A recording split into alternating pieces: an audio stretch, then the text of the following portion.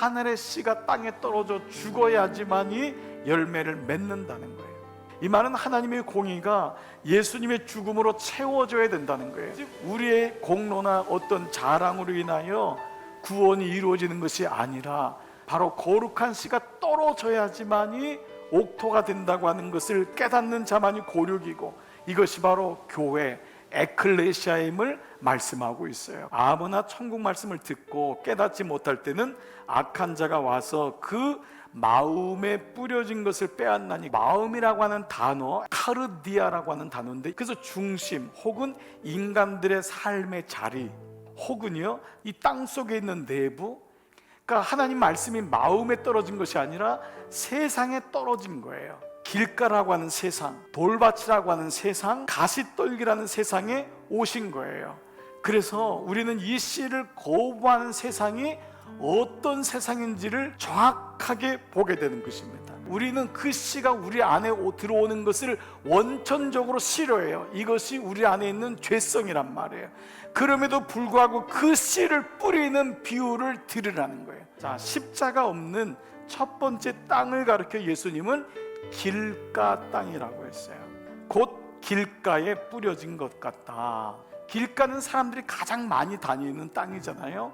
그 땅에 처음 씨가 뿌려진 거예요. 말씀을 듣는다라는 말이 아쿠온토라고 하는 헬라어인데, 듣는데 안 듣는 거예요. 마귀가 하는 일이 뭐냐? 절대 말씀을 못 듣게 하는 거예요. 언제 악한 자가 왔고 언제 마귀가 사단이 왔냐? 말씀이 떨어질 때라는 거예요.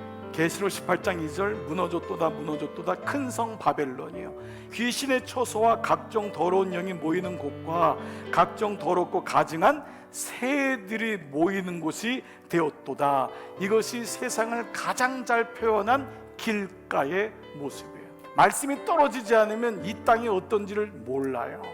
하나님 나라를 보지 못하고 이 땅이 좋은 것, 이 땅이 매혹되는 것, 거기 끌려다니다가 그냥 나중에 죽어요. 왜요? 이게 마귀의 큰 그림이거든요.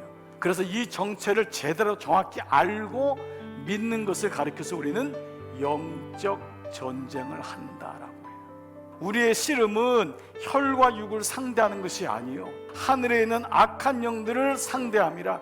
그래서 이어지는 말씀이 뭐냐? 그러므로 하나님의 전신갑주를 취하라. 그런즉 서서 진리로 너희 허리띠를 띠고, 첫 번째 할 게 뭐냐? 말씀으로 허리띠를 띠어라.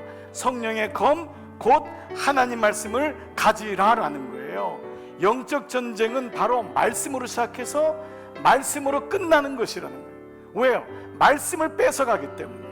그 말씀이 나를 24시간 움직일 때 비로소 예수 믿는 가정, 예수 믿는 부부, 예수 믿는 교회가 될 수 있는 것입니다. 베드로서 2장 19절 진자는 이긴 자의 종이 된, 이 말씀 배경이 말씀을 빼앗긴 자는, 이긴 자가 누구예요? 그 말씀을 빼앗은 자, 마귀의 종이 된다는 거예요.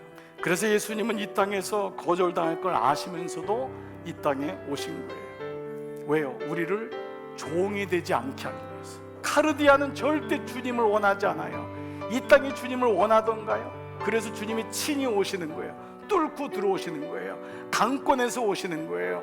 그리고 당신이 죽으시는 거예요. 죽기까지 사랑하신 거예요. 이 비유는 땅의 문제가 아닌 하나님의 아들이 이 땅에 오신 것을 말씀하고 있는, 거룩한 씨가 하나님을 원하지도 않고 환영하지도 않는 이 땅에 나에게 오셨다고 하는 하나님의 일하심. 묵은 포도주와 새 포도주에 늘 관심이 있는 나에게 주님이 친히 오신 바로 하나님의 의지, 구원의 역사가 여기 있는 것입니다. 씨가 죽을 줄 알면서도 씨를 뿌리시는 그분의 사랑, 이 씨 뿌리는 자의 비유를 통하여 우리에게 그대로 드러나고 있는 거예요. 여러분의 마음을 두드릴 때도 있지만 주님이 여러분의 마음을 열지 않으면 때로는 문을 부수고라도 들어가서 그 아들을 구원하고 싶은 아버지의 열망이 바로 오늘 씨 뿌리는 비유를 들으라, 이 비유의 말씀이 관통되기를 주의 이름으로 축복합니다. 이번 한 주간 말씀에 분명한 믿음을 가지시고 다시 승리하시면서 예수 그리스도의 구원하심을 같이 나눠보도록 하겠습니다. 아멘.